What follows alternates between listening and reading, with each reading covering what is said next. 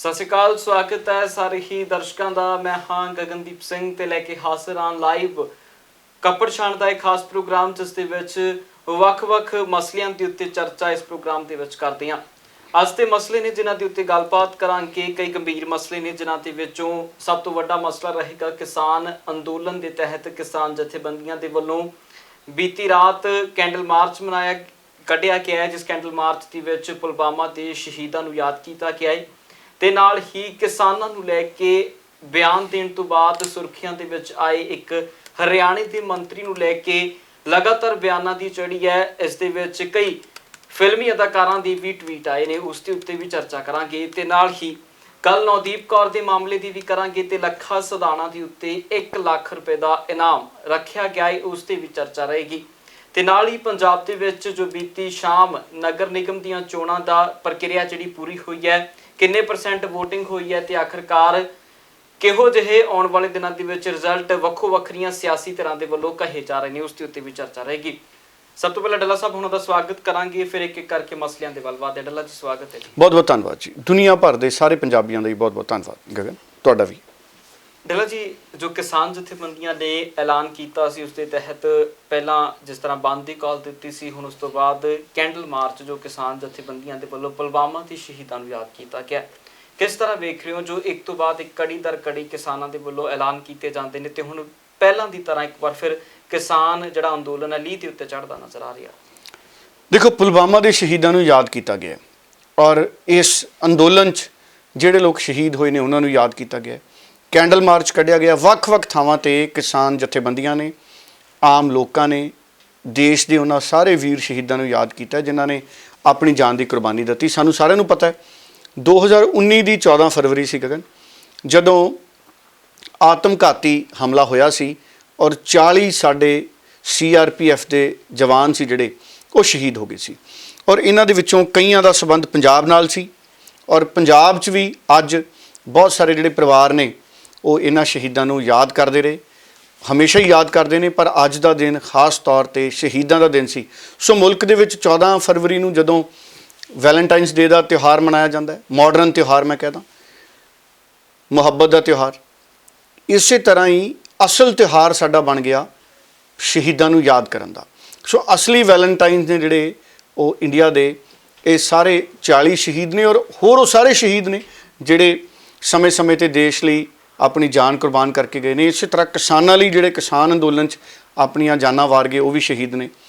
ਸੋ ਕਿਸੇ ਚੰਗੇ ਕੰਮ ਲਈ, ਨੇਕ ਕੰਮ ਲਈ ਜਿਨ੍ਹਾਂ ਨੇ ਵੀ ਆਪਣੀ ਜ਼ਿੰਦਗੀ ਕੁਰਬਾਨ ਕੀਤੀ ਹੈ ਇਸ ਮੁਲਕ ਲਈ, ਉਹਨਾਂ ਨੂੰ ਕੱਲ੍ਹ ਯਾਦ ਕੀਤਾ ਗਿਆ। ਸੋ ਇਹ ਜਿਹੜੀ ਦੀਵੇ ਦੀ ਰੋਸ਼ਨੀ ਸੀ ਇਹ ਸਮੂਹਿਕ ਤੌਰ ਦੇ ਉੱਤੇ ਸਾਰਿਆਂ ਨੂੰ ਸ਼ਰਧਾਂਜਲੀ ਦੇ ਤੌਰ ਦੇ ਉੱਤੇ ਜਗਾਈ ਗਈ ਸੀ। ਔਰ ਮੈਂ ਦੇਖ ਰਿਹਾ ਸੀਗਾ ਜਿਹੜਾ ਸਿੰਘੂ ਬਾਰਡਰ 'ਤੇ ਜਿਹੜਾ ਪੰਡਾਲ ਲੱਗਿਆ ਗਗਨ, ਪੂਰੇ ਪੰਡਾਲ ਦੇ ਹੱਥ 'ਚ ਮੋਮਬੱਤੀਆਂ ਸੀ। ਸੋ ਇਹ ਦੇਖਣ ਵਾਲੀ ਤਸਵੀਰ ਸੀ ਕਿ ਭਾਵਨਾਤਮਕ ਰੂਪ ਦੇ ਵਿੱਚ ਸਾਰੇ ਲੋਕ ਕਿਵੇਂ CRPF ਜਾਂ ਸਾਡੇ ਫੌਜੀਆਂ ਨਾਲ ਜੁੜੇ ਹੋਏ ਨੇ। ਔਰ ਜਿੰਨੇ ਸਿੰਘੂ ਬਾਰਡਰ 'ਤੇ ਬੈਠੇ ਆ ਗਗਨ, ਇਹਨਾਂ ਦੇ ਵਿੱਚੋਂ ਕਈਆਂ ਦੇ ਪਰਿਵਾਰਾਂ ਦਾ ਸੰਬੰਧ ਫੌਜ ਨਾਲ ਹੈ। ਇਹਨਾਂ ਦੇ ਵਿੱਚੋਂ ਕਈਆਂ ਦੇ ਪੁੱਤ ਨੇ, ਕਈਆਂ ਦੇ ਭਰਾ ਨੇ, ਕਈਆਂ ਦੇ ਬਾਪ ਨੇ ਜਿਹੜੇ ਕਿਤੇ ਨਾ ਕਿਤੇ ਫੌਜ ਦੇ ਨਾਲ ਜੁੜੇ ਰਹੇ ਨੇ ਜਾਂ ਜੁੜੇ ਹੋਏ ਨੇ। ਸੋ ਇਹ ਚਲੋ ਕਿਸਾਨੀ ਦਾ ਅੰਦੋਲਨ ਹੈ, ਪਰ ਸਾਰਿਆਂ ਨੇ ਯਾਦ ਕੀਤਾ ਹੈ ਪੁਲਵਾਮਾ ਦੇ ਸ਼ਹੀਦਾਂ ਨੂੰ। 40 ਸ਼ਹੀਦ ਸਾਡੇ ਜਿਹੜੇ ਪੁਲਵਾਮਾ ਦੇ ਇਹ 2019 'ਚ ਹੋਏ ਸੀ। ਸੋ 2 ਸਾਲ ਪੂਰੇ ਹੋ ਗਏ, 2 ਸਾਲ ਪੂਰੇ ਹੋ ਗਏ। ਹਾਲਾਂਕਿ ਭਾਰਤ ਦੀ ਫੌਜ ਨੇ ਬਦਲਾ ਵੀ ਲੈ ਲਿਆ ਸੀ ਗਗਨ ਇਹਦੇ ਤੋਂ ਬਾਅਦ। ਹਾਲਾਂਕਿ ਇਹ ਜਿਹੜੇ ਚਲੇ ਗਏ ਸ਼ਹੀਦ ਹੋ ਗਏ ਉਹਨਾਂ ਦਾ ਬਦਲ ਨਹੀਂ ਕਦੀ ਵੀ ਦੁਨੀਆ 'ਚ ਮਿਲ ਸਕਦਾ, ਨਾ ਕਿਸੇ ਦੀ ਨਿੱਜੀ ਜ਼ਿੰਦਗੀ 'ਚ ਬਦਲ ਆ ਸਕਦਾ ਜੇ ਕੋਈ ਪਰਿਵਾਰਕ ਮੈਂਬਰ ਚਲਾ ਗਿਆ। ਪਰ ਫੌਜੀਆਂ ਨੇ, ਭਾਰਤ ਦੀ ਫੌਜ ਨੇ ਸਰਜੀਕਲ ਸਟ੍ਰਾਈਕ ਕੀਤੀ ਸੀ, ਸਾਨੂੰ ਪਤਾ ਹੈ। ਫੌਜ ਨੇ ਸਰਜੀਕਲ ਸਟ੍ਰਾਈਕ ਕਰਕੇ ਬਦਲਾ ਵੀ ਲਿਆ ਸੀ ਜਦੋਂ ਪਾਕਿਸਤਾਨ ਵਾਲੇ ਪਾਸੇ ਜਿਹੜੇ ਕੈਂਪ ਚੱਲ ਰਹੇ ਸੀ ਅਜਿਹੀਆਂ ਗਤੀਵਿਧੀਆਂ ਨੂੰ ਪ੍ਰਮੋਟ ਕਰਨ ਵਾਲੇ, ਉਹਨਾਂ ਨੂੰ ਤਹਿਸ ਨਹਿਸ ਕੀਤਾ ਗਿਆ ਸੀ। ਸੋ ਹੁਣ ਜਿੱਥੋਂ ਤੱਕ ਤੁਸੀਂ ਕਿਸਾਨੀ ਅੰਦੋਲਨ ਦੀ ਗੱਲ ਕਰ ਰਹੇ ਹੋ, ਦੇਖੋ ਕਿਸਾਨੀ ਅੰਦੋਲਨ ਦੇ ਵਿੱਚ ਨਿਤ ਨਵੇਂ ਲੋਕ ਆ ਰਹੇ ਨੇ। ਮਹਾਤਮਾ ਗਾਂਧੀ ਉਹਨਾਂ ਦੀ ਪੋਤੀ ਵੀ ਗਾਜ਼ੀਪੁਰ ਬਾਰਡਰ ਤੇ ਗਏ ਨੇ, ਉਹਨਾਂ ਦੀ ਉਮਰ 84 ਸਾਲ ਹੈ। ਮਹਾਤਮਾ ਗਾਂਧੀ ਉਹਨਾਂ ਦੀ ਪੋਤੀ 84 ਸਾਲ ਉਮਰ ਹੈ ਔਰ ਉਹਨਾਂ ਨੇ ਗੈਰ ਰਾਜਨੀਤਿਕ ਤੌਰ ਤੇ ਉੱਥੇ ਆਪਣੀ ਉੱਥੇ ਉਹਨਾਂ ਨੇ ਸ਼ਮੂਲੀਅਤ ਕੀਤੀ। ਉਹਨਾਂ ਨੇ ਕਿਹਾ ਕਿ ਮੈਂ ਉਹ ਸਾਰੇ ਕਿਸਾਨਾਂ ਦਾ ਧੰਨਵਾਦ ਵੀ ਕਰਨਾ ਚਾਹੁੰਦੀ ਹਾਂ ਜਿਹੜੇ ਮੁਲਕ ਲਈ ਅਨਾਜ ਪੈਦਾ ਕਰਦੇ ਨੇ। ਸੋ ਉਹਨਾਂ ਨੇ ਇਹ ਕਿਹਾ ਕਿ ਸਮੇਂ ਦੀਆਂ ਸਰਕਾਰਾਂ ਨੂੰ ਜ਼ਰੂਰ ਸੋਚਣਾ ਚਾਹੀਦਾ ਕਿਸਾਨਾਂ ਦੀਆਂ ਮੰਗਾਂ ਤੇ ਔਰ ਕਿਸਾਨਾਂ ਦੇ ਮਸਲੇ ਹੱਲ ਕਰਨੇ ਚਾਹੀਦੇ ਨੇ। ਸੋ ਉਹ ਉਚੇਚੇ ਤੌਰ ਤੇ ਉੱਥੇ ਮਿਲਣ ਗਏ। ਰਕੇਸ਼ ਟਕੈਤ ਹੋਣੀ ਵੀ ਉਹਨਾਂ ਨੂੰ ਮਿਲੇ। ਸੋ ਸਾਰਿਆਂ ਨੇ ਬੜੀ ਉਹਨਾਂ ਨੂੰ ਇੱਜ਼ਤ ਦਿੱਤੀ, ਕਿਉਂਕਿ ਉਹਨਾਂ ਦੀ ਆਪਣੀ ਉਮਰ 84 ਕੁ ਸਾਲ ਦੇ ਕਰੀਬ ਹੈ ਜਿਹੜੀ ਉਹ ਹੋ ਚੁੱਕੀ ਹੈ। ਸੋ ਕਾਫੀ ਸਿਆਣੀ ਉਮਰ ਹੈ ਉਹਨਾਂ ਦੀ। ਸੋ ਸਾਰਿਆਂ ਨੇ ਉਹਨਾਂ ਤੋਂ ਆਸ਼ੀਰਵਾਦ ਵੀ ਲਿਆ ਔਰ ਆਸ ਕੀਤੀ ਕਿ ਕਿਸਾਨ ਅੰਦੋਲਨ ਜਲਦ ਨਿਬੜੂਗਾ, ਸਰਕਾਰ ਤੇ ਕਿਸਾਨਾਂ 'ਚ ਜਿਹੜਾ ਰੇੜਕਾ ਹੈ ਉਹ ਖਤਮ ਹੋਊਗਾ ਔਰ ਗੱਲ ਕਿਸੇ ਪੱਤਣ ਲੱਗੇਗੀ। ਔਰ ਕਿਸਾਨਾਂ ਵੱਲੋਂ ਲਗਾਤਾਰ ਕੋਸ਼ਿਸ਼ਾਂ ਜਾਰੀ ਨੇ। ਦੂਜੇ ਪਾਸੇ ਦੇਖੋ ਰਕੇਸ਼ ਟਕੈਤ ਵੀ ਪੂਰੇ ਸਰਗਰਮ ਨੇ। ਜਿਹੜਾ ਕੈਂਡਲ ਮਾਰਚ ਕੱਢਿਆ ਗਿਆ, ਇਹਦੇ 'ਚ ਰਕੇਸ਼ ਟਕੈਤ ਵੀ ਸੀ, ਉਹਨਾਂ ਨੇ ਵੀ ਕੈਂਡਲ ਮਾਰਚ ਕੱਢਿਆ। ਔਰ ਤਰ੍ਹਾਂ ਤਰ੍ਹਾਂ ਦੇ ਜਿਹੜੇ ਕਿਸਾਨ ਜਥੇਬੰਦੀਆਂ ਨੇ ਉਹ ਆਪਣੇ ਆਪਣੇ ਉਪਰਾਲੇ ਕਰ ਰਹੀਆਂ ਨੇ। ਔਰ ਰਕੇਸ਼ ਟਕੈਤ ਨੇ ਸਾਫ਼ ਤੌਰ ਤੇ ਕਿਹਾ, ਕਹਿੰਦੇ ਸਾਡਾ ਸੰਘਰਸ਼ ਹੈ ਜਿਹੜਾ ਉਹ ਸਿਰਫ ਕਾਨੂੰਨਾਂ ਦੀ ਵਾਪਸੀ ਹੈ। ਸਰਕਾਰ ਜਿਹੜੀ ਮਰਜ਼ੀ ਆਵੇ, ਸਰਕਾਰ ਕੰਮ ਕਰੇ, ਸਰਕਾਰ ਪੋਲੀਟੀਕਲ ਲੋਕ ਬਣਾਉਂਦੇ ਰਹਿਣ, ਅਸੀਂ ਪੋਲੀਟਿਕਸ ਨਹੀਂ ਕਰਨੀ, ਸਾਡਾ ਮਕਸਦ ਸਿਰਫ ਕਾਨੂੰਨਾਂ ਤੱਕ ਹੈ। ਸੋ ਰਕੇਸ਼ ਟਕੈਤ ਉਹਨਾਂ ਨੇ ਇਸ ਤਰੀਕੇ ਦੀਆਂ ਗੱਲਾਂ ਨੇ ਜਿਹੜੀਆਂ ਉਹ ਵੀ ਕਹੀਆਂ ਨੇ। ਬਿਲਕੁਲ। ਸੋ ਇਸ ਦੇ ਨਾਲ ਹੀ ਬੀਤੇ ਦਿਨੀ ਢਿੱਲੋਂ ਸਾਹਿਬ ਇੱਕ ਬਿਆਨ ਆਇਆ ਸੀ ਜੋ ਕਿ ਆਪਾਂ ਕੱਲ੍ਹ ਦੇ ਪ੍ਰੋਗਰਾਮ ਦੇ ਵਿੱਚ ਵੀ ਸਾਂਝਾ ਕੀਤਾ ਸੀ। ਹਰਿਆਣੇ ਦੇ ਇੱਕ ਮੰਤਰੀ ਦੇ ਬਿਆਨ ਤੋਂ ਬਾਅਦ ਕਾਫੀ ਤਰਥੱਲੀ ਮੈਂ ਕਹਾਂਗਾ ਕਿ ਮੱਚੀ ਹੋਈ ਹੈ, ਜਿਸ ਤੋਂ ਬਾਅਦ ਹਾਲਾਂਕਿ ਉਸ ਮੰਤਰੀ ਨੇ ਮਾਫੀ ਦੀ ਪੇਸ਼ਕਸ਼ ਵੀ ਕੀਤੀ ਹੈ। ਇਹਨੂੰ ਤੁਸੀਂ ਕਿੱਦਾਂ ਵੇਖਦੇ ਹੋ? ਦੇਖੋ JP ਦਲਾਲ ਹੈ ਨਾਮ, ਮੰਤਰੀ ਹੈ ਹਰਿਆਣੇ ਦੀ ਸਰਕਾਰ ਦਾ। ਸੋ ਬਿਆਨ ਬੜਾ ਉਹਨਾਂ ਨੇ ਪੁੱਠਾ ਜਿਹਾ ਦਿੱਤਾ, ਬਾਅਦ ਦੇ ਵਿੱਚ ਮਾਫੀ ਵੀ ਮੰਗ ਲਈ। ਪਰ ਹੈਰਾਨੀ ਵਾਲੀ ਗੱਲ ਇਹ ਹੈ ਵੀ ਮਾਫੀ ਤਾਂ ਮੰਗਣੀ ਪਈ ਨਾ ਜਦੋਂ ਸਾਰੇ ਪਾਸੇ ਵਿਰੋਧ ਹੋ ਗਿਆ। ਟੈਲੀਵਿਜ਼ਨ ਚੈਨਲਾਂ ਨੇ ਵਿਰੋਧ ਕਰਤਾ, ਬਹੁਤ ਸਾਰੇ ਲੋਕਾਂ ਨੇ, ਜਾਗਰੂਕ ਲੋਕਾਂ ਨੇ ਵਿਰੋਧ ਕਰਤਾ। ਮੈਨੂੰ ਲੱਗਦਾ JP ਦਲਾਲ ਦੇ ਘਰ ਵਾਲੇ ਵੀ ਨਾਰਾਜ਼ ਹੋ ਗਏ ਹੋਣੇ, ਘਰ 'ਚ ਉਹਨਾਂ ਦੇ ਜੋ ਵੀ ਮੈਂਬਰ ਹੋਣਗੇ ਉਹ ਵੀ ਨਾਰਾਜ਼ ਹੋ ਗਏ ਹੋਣਗੇ ਵੀ ਦਲਾਲ ਸਾਹਿਬ ਤੁਸੀਂ ਆਹ ਕੀ ਕਹਿਤਾ, ਵੀ ਐਦਾਂ ਨਹੀਂ ਕਹੀਦਾ ਹੁੰਦਾ ਕਿਸੇ ਬਾਰੇ, ਹੈ ਜੀ, ਵੀ ਤੁਸੀਂ ਖੇਤੀਬਾੜੀ ਮੰਤਰੀ ਹੋ। ਸੋ ਤੁਹਾਡੀ ਐਡੀ ਸਿਆਣੀ ਉਮਰ ਹੈ, ਸੋ ਜ਼ਿੰਦਗੀ ਦਾ ਕੋਈ ਭਰੋਸਾ ਨਹੀਂ ਹੁੰਦਾ ਕਿਸੇ ਦੀ ਵੀ ਇਹੋ ਜਿਹਾ ਬਿਆਨ ਨਹੀਂ ਦੇਈਦਾ ਜਿਹੋ ਜਿਹਾ ਤੁਸੀਂ ਦਿੱਤਾ। ਉਹ ਸ਼ਾਮ ਤੱਕ JP ਦਲਾਲ ਮੈਂ TV ਤੇ ਦੇਖ ਰਿਹਾ ਸੀ, ਇੱਕ ਤੇ ਕਹਿੰਦੇ ਮੈਨੂੰ ਖੇਦ ਹੈ ਬੜਾ, ਮੇਰੇ ਕਹਿਣ ਦਾ ਮਤਲਬ ਇਹ ਨਹੀਂ ਸੀ। ਫਿਰ ਬੜਾ ਇੱਕ ਆਸਾਨ ਸ਼ਬਦ ਹੁੰਦਾ ਗਗਨ, ਕਹਿ ਦਿੰਦੇ ਨੇ ਤਰੋੜ ਮਰੋੜ ਕੇ ਪੇਸ਼ ਕੀਤਾ, ਹੈ ਜੀ, ਵੀ ਇਹ ਗੁੜ ਦੀ ਡਲੀ ਹੈ ਜੀ, ਵੀ ਤਰੋੜ ਮਰੋੜ ਕੇ ਪੇਸ਼ ਕਰਤਾ ਬਿਆਨ। ਤਰੋੜ ਮਰੋੜਨ ਦਾ ਮੌਕਾ ਨਾ ਹੀ ਦਿਆ ਕਰੋ। ਸੋ ਪਹਿਲਾਂ ਹੀ ਸ਼ਬਦ ਚੰਗੇ ਰੱਖੋ, ਤਿਆਰੀ ਕਰਕੇ ਆਇਆ ਕਰੋ। ਬੱਚੇ ਵੀ ਇਮਤਿਹਾਨ ਤਿਆਰੀ ਕਰਕੇ ਦੇਣ ਜਾਂਦੇ ਆ ਨਾ। ਸੋ ਬੱਚਿਆਂ ਤੋਂ ਸਿੱਖਣਾ ਚਾਹੀਦਾ, ਸਾਰਿਆਂ ਨੂੰ ਸਿੱਖਣ ਦੀ ਉਮਰ ਕਹਿੰਦੇ ਕਦੀ ਖਤਮ ਨਹੀਂ ਹੁੰਦੀ। ਸੋ ਇਹ JP ਦਲਾਲ ਮੰਤਰੀ ਬੜੇ ਸਿਆਣੇ ਨੇ। ਦੇਖੋ ਉਮਰ 'ਚ ਕਿੱਡੀ ਇਹਨਾਂ ਦੀ ਉਮਰ, ਕਿੱਡੀ ਸਿਆਣੀ ਉਮਰ ਹੈ ਜੀ, ਬਜ਼ੁਰਗਾਂ ਵਾਲੀ ਉਮਰ ਹੈ। ਸੋ ਇਹ ਇਹੋ ਜਿਹੀ ਗੱਲ ਕਿਵੇਂ ਕਹਿ ਗਏ, ਮੈਂ ਤਾਂ ਬੜਾ ਹੈਰਾਨ ਹਾਂ। ਉਹ ਵੀ ਖੇਤੀਬਾੜੀ ਦੇ ਮੰਤਰੀ ਨੇ, ਹੈ ਜੀ। ਕੋਈ ਹੋਰ ਮੰਤਰੀ ਹੋਣ, ਕੋਈ ਮਨੋਰੰਜਨ ਵਾਲੇ ਮੰਤਰੀ ਹੋਣ ਤਾਂ ਗੱਲ ਸਮਝ ਆਉਂਦੀ ਹੈ ਵੀ ਹਾਸਾ ਮਜ਼ਾਕ ਕਰ ਗਏ। ਫਿਰ ਤਾਂ ਕਪਿਲ ਸ਼ਰਮਾ ਨੇ ਵੀ ਆਪਣੇ ਸ਼ੋਅ 'ਚ ਬੁਲਾ ਲੈਣਾ ਸੀ ਇਹਨਾਂ ਨੂੰ, ਵੀ ਇਹ ਤਾਂ ਹਾਸਾ ਹੀ ਬਹੁਤ ਪਾਉਂਦੇ। ਸੋ ਇਹੋ ਜਿਹੀ ਗੱਲ ਕਰ ਗਏ ਕਿ ਮਾਫੀ ਮੰਗਣੀ ਪਈ। ਦੇਖੋ ਸਾਡੀਆਂ ਬਾਲੀਵੁੱਡ ਦੀਆਂ ਕਲਾਕਾਰਾਂ, ਉਹ ਬੀਬੀਆਂ, ਉਹਨਾਂ ਨੇ ਟਵੀਟ ਕਰਤੇ ਧੜਾ ਧੜ। ਕੰਗਨਾ ਰਣੌਤ ਦਾ ਟਵੀਟ ਨਹੀਂ ਆਇਆ ਮੇਰੇ ਖਿਆਲ ਇਹਦੇ ਤੇ, ਆਇਆ ਨਹੀਂ। ਕੰਗਨਾ ਨੂੰ ਵੀ ਕਰਨਾ ਚਾਹੀਦਾ, ਉਹਦੇ ਕੰਨਾਂ 'ਚ ਪਹੁੰਚਾਓ ਗੱਲ। ਹਰ ਮਾਮਲੇ ਤੇ ਬੀਬੀ ਕੰਗਨਾ ਰਣੌਤ ਟਵੀਟ ਕਰਦੀ ਹੈ। ਆ ਦਿੱਲੀ ਵਾਲੇ ਮਾਮਲੇ ਤੇ ਵੀ ਕੀਤੀ ਹੈ, ਜਿਹੜਾ ਉਹ ਨੌਜਵਾਨ ਇੱਕ ਰਿੰਕੂ ਸ਼ਰਮਾ ਦੁਨੀਆ ਤੋਂ ਚਲਾ ਗਿਆ, ਉਸ ਮਾਮਲੇ ਤੇ ਵੀ ਟਵੀਟ ਕੀਤਾ। JP ਦਲਾਲ ਤੇ ਨਹੀਂ ਕੀਤਾ। ਇਹ ਕਿਤੇ BJP ਦੇ ਨੇ ਤਾਂ ਨਹੀਂ ਕੀਤਾ ਹੋਣਾ ਸ਼ਾਇਦ, ਇਹ ਪੁੱਛਣਾ ਪੈਣਾ। ਬੀਬੀ ਮਿਲੀ ਕਦੀ ਕੰਗਨਾ ਰਣੌਤ ਤੋਂ ਪੁੱਛਾਂਗੇ। ਹੋ ਸਕਦਾ ਹੁਣ ਤੱਕ ਉਹਨਾਂ ਨੇ ਕਿਤੇ ਟਿਊਸ਼ਨ ਰੱਖ ਲਈ ਹੋਵੇ ਕਿਸੇ ਪ੍ਰੋਫੈਸਰ ਵਗੈਰਾ ਤੋਂ, ਇਹ ਵੀ ਕਾਰਨ ਹੋ ਸਕਦਾ। ਪਰ ਰਿੰਕੂ ਸ਼ਰਮਾ ਵਾਲੇ ਤੇ ਕਰਤਾ ਉਹਨਾਂ ਨੇ। ਉਹਤੇ ਕੇਜਰੀਵਾਲ ਨੂੰ ਬੜਾ ਨਿੰਦਿਆ, ਕੇਜਰੀਵਾਲ ਦੀ ਸਰਕਾਰ ਤੇ ਨਿਸ਼ਾਨਾ ਲਾਇਆ। ਆ ਵੀ ਟਵੀਟ ਮੈਨੂੰ ਲੱਗਦਾ ਇੱਕ ਅੱਧੇ ਦਿਨ ਤੱਕ ਪਹੁੰਚ ਜੂ ਬੀਬੀ ਕੰਗਨਾ ਰਣੌਤ ਕੋਲੇ, JP ਦਲਾਲ ਵਾਲੀ ਗੱਲ ਪਹੁੰਚ ਜੂ। ਤੇ ਆਹ ਦੋ ਬੀਬੀਆਂ ਨੇ ਕਰਤਾ ਜੀ। ਇੱਕ ਤਾਂ ਹੈਗੀ ਹੈ ਬੀਬੀ ਰਿਚਾ ਚੱਡਾ ਤੇ ਇੱਕ ਤਾਪਸੀ ਪੰਨੂ। ਤਾਪਸੀ ਪੰਨੂ ਦਾ ਸੰਬੰਧ ਤਾਂ ਜਾਂ ਪੰਜਾਬ ਜਾਂ ਹਰਿਆਣੇ ਨਾਲ ਹੋ ਸਕਦਾ, ਨਾਮ ਤੋਂ ਲੱਗਦਾ। ਸੋ ਇਹਨਾਂ ਦੋਨਾਂ ਨੇ ਨਿੰਦਾ ਕੀਤੀ ਹੈ JP ਦਲਾਲ ਦੀ, ਕਹਿੰਦੇ ਅਜਿਹਾ ਟਵੀਟ ਨਹੀਂ ਕਰਨਾ ਚਾਹੀਦਾ। ਸੋ ਦੋਨਾਂ ਨੇ, ਸੋ ਮੈਂ ਹੁਣ ਕੀ ਕਹਾਂ, JP ਦਲਾਲ ਨੇ ਜੋ ਕਿਹਾ ਸੀ ਮੈਂ ਵੀ ਨਹੀਂ ਕਹਿ ਸਕਦਾ। ਸੋ JP ਦਲਾਲ ਹੁਣੇ ਮਸ਼ਹੂਰ ਉੱਦਾਂ ਹੋ ਗਏ, ਭਾਵੇਂ ਬਦਨਾਮੀ ਹੋਈ ਪਰ ਮਸ਼ਹੂਰ ਹੋ ਗਏ, ਬਾਲੀਵੁੱਡ ਤੱਕ ਮਸ਼ਹੂਰ ਹੋ ਗਏ JP ਦਲਾਲ। ਪਰ ਇਹੋ ਜਿਹੀ ਮਸ਼ਹੂਰੀ ਦਾ ਕੀ ਫਾਇਦਾ ਜਿਹਦੇ 'ਚ ਲੋਕ ਨਿੰਦਣ, ਹੈ ਜੀ। ਸੋ ਅਗਲੀ ਵਾਰੀ ਜਦੋਂ ਵੋਟਾਂ ਮੰਗਣ ਜਾਣਗੇ ਦਲਾਲ ਸਾਹਿਬ, JP ਦਲਾਲ ਹੋਣੀ, ਹੈ ਜੀ, ਲੋਕ ਪੁੱਛਿਆ ਜ਼ਰੂਰ ਕਰਨਗੇ, ਪਿੱਛਾ ਨਹੀਂ ਛੱਡਦੇ ਲੋਕ ਦਲਾਲ ਸਾਹਿਬ। ਜਿਵੇਂ ਕੇਜਰੀਵਾਲ ਨੇ ਕਈ ਵਾਰ ਮਾਫੀ ਮੰਗੀ ਨਾ, ਇਹਨਾਂ ਨੂੰ ਵੀ ਹੁਣ ਘਰ ਘਰ ਜਾ ਕੇ ਮਾਫੀ ਮੰਗਣੀ ਪੈਣੀ ਜਦੋਂ ਵੋਟਾਂ ਮੰਗਣ ਜਾਣਗੇ। ਹਰ ਕਿਤੇ ਕਿਹਾ ਕਰਨਗੇ, ਕਿਉਂਕਿ ਵਿਰੋਧੀਆਂ ਨੇ ਇਹਨਾਂ ਦਾ ਬਿਆਨ ਕੱਢ ਲੈਣਾ। ਆ ਗਰੁੱਪਾਂ 'ਚ ਪਾਉਣ ਦਾ ਰਿਵਾਜ ਅੱਜ ਕੱਲ੍ਹ ਤਾਂ, ਕੋਈ ਪੁੱਠੀ ਗੱਲ ਕਰਦੇ ਨਾ ਜੀ ਉਹ ਕੱਟ ਲੈਂਦੇ ਵੀਡੀਓ, ਕੱਟ ਕੇ ਫਿਰ ਉਹ ਇੱਕ ਤੋਂ ਬਾਅਦ ਇੱਕ ਅੱਗੇ ਤੋਂ ਅੱਗੇ ਪਾਉਂਦੇ ਰਹਿੰਦੇ ਆ। ਮਾਫੀ ਵਾਲੀ ਨਹੀਂ ਵਾਇਰਲ ਹੁੰਦੀ, ਮਾਫੀ ਵਾਲੀ ਘੱਟ ਲੋਕਾਂ ਨੇ ਸੁਣੀ ਹੁੰਦੀ ਹੈ। ਸੋ ਕਈ ਲੀਡਰ ਹੁੰਦੇ ਨੇ, ਕਈ ਵਾਰੀ ਉਹ ਘਰੇ ਵੀ ਨਾਰਾਜ਼ ਹੋ ਕੇ ਆਏ ਹੁੰਦੇ ਨੇ ਜੀ ਮੰਤਰੀ, ਇਹ ਵੀ ਗੱਲ ਹੋ ਸਕਦੀ। ਕਈ ਵਾਰੀ ਗੁੱਸਾ ਆਪਣੇ ਪਰਿਵਾਰਕ ਮੈਂਬਰਾਂ ਤੇ ਹੁੰਦਾ, ਹਾਲਾਂਕਿ ਪਰਿਵਾਰਕ ਮੈਂਬਰ ਗਲਤ ਨਹੀਂ ਹੁੰਦੇ, ਪਰਿਵਾਰਕ ਮੈਂਬਰਾਂ ਨੇ ਤਾਂ ਸਹੀ ਗੱਲ ਤੇ ਗੁੱਸਾ ਕੀਤਾ ਹੋਣਾ ਵੀ ਥੋੜਾ ਆਰਾਮ ਕਰਿਆ ਕਰੋ, ਸਿਆਣੀ ਉਮਰ ਹੈ, ਸਾਰਾ ਦਿਨ ਤੁਸੀਂ ਮਿਹਨਤ ਮੁਸ਼ੱਕਤ ਕਰਦੇ ਹੋ, ਪਰਿਵਾਰ ਦਾ ਵੀ ਖਿਆਲ ਰੱਖਿਆ ਕਰੋ। ਤੇ ਉਹ ਜਦੋਂ ਲਗਾਤਾਰ ਕੋਈ ਬੰਦਾ ਦਿਨ ਰਾਤ ਕੰਮ ਕਰਦਾ ਰਹਿੰਦਾ ਨਾ, ਜਿਵੇਂ ਮੰਤਰੀ ਕਰਦੇ ਆ, ਖੂਨ ਦਾ ਦਬਾਅ ਹਿਲ ਜਾਂਦਾ ਇੱਕ ਦਿਨ, ਬਲੱਡ ਪ੍ਰੈਸ਼ਰ ਦੀ ਪ੍ਰੋਬਲਮ, ਕਿਉਂਕਿ ਇਹ ਯੋਗਾ ਵੀ ਨਹੀਂ ਕਰਦੇ ਹੋਣੇ। ਜੇ ਯੋਗਾ ਕਰਦੇ ਹੋਣ ਫਿਰ ਸਰੀਰ ਨਹੀਂ ਥੱਕਦਾ, ਬੰਦਾ ਤੰਦਰੁਸਤ ਰਹਿੰਦਾ। ਮੈਂ ਦੇਖੋ ਰੋਜ਼ ਅੱਧਾ ਘੰਟਾ ਸਵੇਰੇ, ਅੱਧਾ ਘੰਟਾ ਸ਼ਾਮ ਨੂੰ ਯੋਗਾ ਕਰਦਾ। ਹੁਣ ਕਈ ਵਾਰੀ ਬਲੱਡ ਪ੍ਰੈਸ਼ਰ ਦੀ ਕਮੀ ਹੁੰਦੀ ਹੈ, ਕਈ ਵਾਰੀ ਕਹਿੰਦੇ ਜੀ ਬੀਪੀ ਵੱਧ ਗਿਆ, ਗੁੱਸਾ ਕੌੜਾ ਬੋਲ ਗਏ, ਕਈ ਵਾਰੀ ਬੀਪੀ ਵਧਿਆ ਹੋ ਸਕਦਾ ਹੈ। ਸੋ ਸਲਾਹ ਹੈ ਸਾਡੀ ਤਾਂ ਮੰਤਰੀ ਸਾਹਿਬ ਨੂੰ ਕਿ ਯੋਗਾ ਕਰਿਆ ਕਰੋ। ਬਾਬਾ ਰਾਮਦੇਵ ਦੇਖੋ ਕਿੰਨਾ ਵਧੀਆ ਯੋਗਾ ਕਰਦਾ ਸਵੇਰੇ, ਉਹਦੇ ਨਾਲ ਉਹ ਟੈਲੀਵਿਜ਼ਨ 'ਚ ਕਰਦਾ ਹੁੰਦਾ ਜਾਂ YouTube ਤੇ ਚਲਾ ਲਓ, ਨਾਲ ਸਵੇਰੇ ਸ਼ਾਮ ਯੋਗਾ ਕਰੋ, ਫਿਰ ਆ ਮਾਫੀ ਮੰਗਣ ਦੀ ਲੋੜ ਹੀ ਨਹੀਂ ਪੈਣੀ, ਅਫਸੋਸ ਖੇਦ ਪ੍ਰਗਟ ਕਰਨ ਦੀ ਲੋੜ ਹੀ ਨਹੀਂ ਪੈਣੀ, ਨਾ ਕੋਈ ਫਿਰ ਤੁਹਾਡੇ ਬਿਆਨ ਨੂੰ ਤਰੋੜੇ ਮਰੋੜੇ। ਹਰ ਚੀਜ਼ ਦਾ ਉਪਚਾਰ ਹੈ, ਸਲਾਹ ਹੀ ਦੇ ਸਕਦੇ ਹਾਂ ਆਪਾਂ ਤਾਂ ਜੀ, ਬਾਕੀ ਤਾਂ ਤੁਹਾਡੀ ਮਰਜ਼ੀ ਹੈ। ਤੁਸੀਂ ਨਿੰਦਿਆ, ਤੁਸੀਂ ਮਾਫੀ ਮੰਗ ਲਈ, ਅਸੀਂ ਤਾਂ ਹਮੇਸ਼ਾ ਤੁਹਾਡੇ ਤੋਂ ਛੋਟੇ ਹਾਂ, ਤੁਹਾਡੇ ਚੰਗੇ ਕੰਮਾਂ ਤੋਂ ਪ੍ਰੇਰਨਾ ਲਵਾਂਗੇ। ਬਿਲਕੁਲ। ਸੋ ਡੱਲਾ ਸਾਹਿਬ ਨਾਲ ਇੱਕ ਟੂਲ ਕਿਟ ਦਾ ਮਾਮਲਾ ਬੜੀ ਚਰਚਾ ਦੇ ਵਿੱਚ ਆ, ਪਹਿਲਾਂ ਟੂਲ ਕਿਟ ਦੇ ਬਾਰੇ ਜਾਣਾਂਗੇ, ਉਸ ਤੋਂ ਬਾਅਦ ਜੋ ਦਿਸ਼ਾ ਰਵੀ ਹੈ ਉਸ ਨੂੰ ਗ੍ਰਿਫਤਾਰ ਕਿਉਂ ਕੀਤਾ ਗਿਆ, ਇਸ ਮਾਮਲੇ ਦੇ ਬਾਰੇ ਵੀ ਪਤਾਂਗੇ। ਡੱਲਾ ਸਾਹਿਬ ਪਹਿਲਾਂ ਟੂਲ ਕਿਟ ਦਾ ਮਾਮਲਾ ਜ਼ਰੂਰ ਸਮਝਾਇਆ ਕਿ ਆਖਿਰਕਾਰ ਟੂਲ ਕਿਟ ਦਾ ਰੌਲਾ ਹੈ ਕੀ। ਦੇਖੋ ਗ੍ਰੇਟਾ ਥਨਬਰਗ ਹੈ ਇੱਕ ਸੈਲੀਬ੍ਰਿਟੀ ਜੀ, ਉਹਨੇ ਇੱਕ ਡਾਕੂਮੈਂਟ ਸ਼ੇਅਰ ਕੀਤਾ ਸੀ, ਉਹ ਡਾਕੂਮੈਂਟ ਹੈ ਟੂਲ ਕਿਟ। ਇਹ ਟੈਕਨੀਕਲ ਜਿਹਾ ਨਾਮ ਹੈ। ਟੂਲ ਕਿਟ ਡਾਕੂਮੈਂਟ ਦੇ ਵਿੱਚ ਕਾਫੀ ਕਹਿੰਦੇ ਨੇ, ਪੰਜਾਬੀ 'ਚ ਕਹੀਏ ਤਾਂ ਆਪੱਤੀਜਨਕ, ਪੰਜਾਬੀ 'ਚ ਕਹੀਏ ਤਾਂ ਗੈਰ ਮਰਿਆਦਿਤ, ਕਿਸੇ ਮੁਲਕ ਨਾਲ ਜੁੜੀ ਹੋਈ, ਮਤਲਬ ਸਮਾਜ ਦੇ ਲਈ ਉਹ ਮਰਿਆਦਾ 'ਚ ਨਹੀਂ ਸੀ ਸਮੱਗਰੀ। ਔਰ 26 ਜਨਵਰੀ ਨੂੰ ਜਿਹੜੀ ਘਟਨਾ ਹੋਈ ਹੈ, ਸੋ ਜਿਹੜੀ ਟੂਲ ਕਿਟ ਦਾ ਡਾਕੂਮੈਂਟ ਸੀ, ਜਿਹੜੀ ਉਹਦੇ 'ਚ ਸਮੱਗਰੀ ਸੀ, ਭਾਵੇਂ ਸ਼ਬਦਾਵਲੀ ਦੇ ਰੂਪ 'ਚ ਸੀ, ਉਹਦਾ ਕਿਤੇ ਨਾ ਕਿਤੇ ਸਬੰਧ 26 ਜਨਵਰੀ ਦੀ ਹਿੰਸਾ ਨਾਲ ਮਿਲਦਾ ਜੁਲਦਾ ਹੈ।